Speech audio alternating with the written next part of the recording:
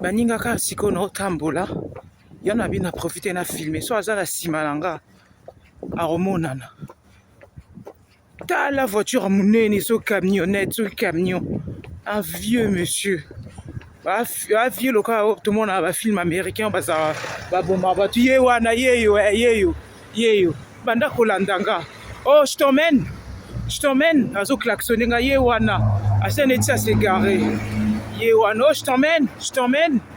na celle qu'on a ébiété ye wana tala omoni hein ye wana azo contourner depuis na otambola azwanga mimanga so wapi na kipe kututé donc ça la attention de toute façon sangelo toi en plein jour so pas s'égarer so peto bunda no bétail voilà mais c'est pour vous dire que ba vieux mususu bazala so ba moni ba jeune femme ou bien ba jeune fille plus jeune pekenga